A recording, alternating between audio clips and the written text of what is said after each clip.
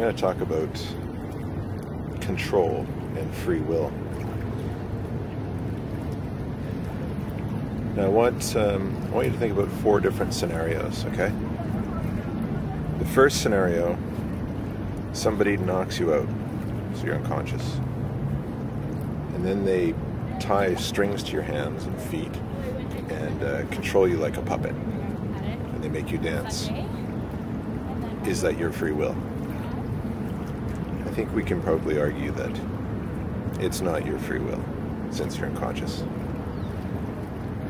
Now let's say somebody slips you a hypnotic drug, and while you're unconscious, they give you the post-hypnotic command that when you wake up, you will dance. Is that your free will when you wake up and you dance? No, it's not. It's a post-hypnotic suggestion.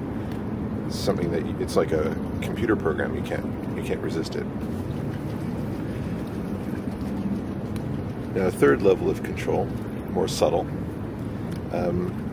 There's a magician named Darren Brown, and if you look on YouTube, you can actually find some rather interesting videos he's done, assuming they haven't been taken down. And in one, there's this really great bit where he contracts an advertising agency, these 2 guys, and he wants them to make a logo and a slogan for, I don't remember exactly what it was. It was like a pet hospital or maybe a pet cemetery or something like that. And the way we see it play out is he hands them a sealed envelope. Like he has a meeting with them sometime in the afternoon, and he hands them a sealed envelope, and he says, after you've come up with your design, open the envelope. And so the envelope is sitting on the table, and through the whole design process, we actually see them spitballing it, brainstorming how this could work. Once they've actually come up with it, then they open the envelope, and it's the same thing, right? There's like an animal with angel wings or something like that. I forget the details of it, but the point is that what was in the sealed envelope was very, very close to what they actually came up with.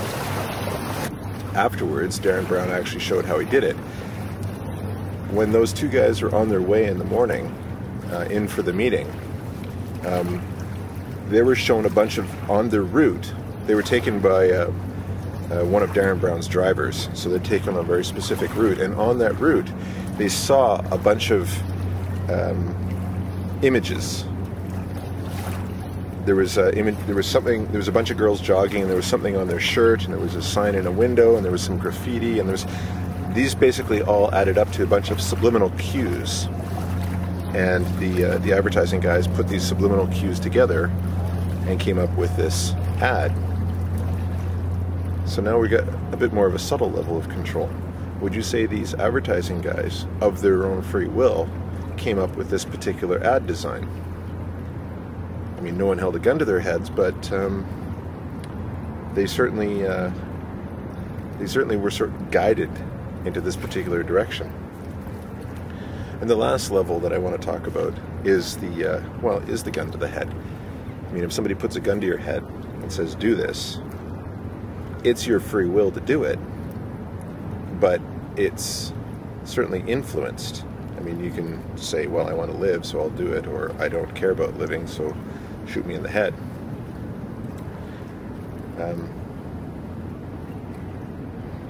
But would you argue that it's your free will? You know, if someone has a gun to your head to do something, is that your free will?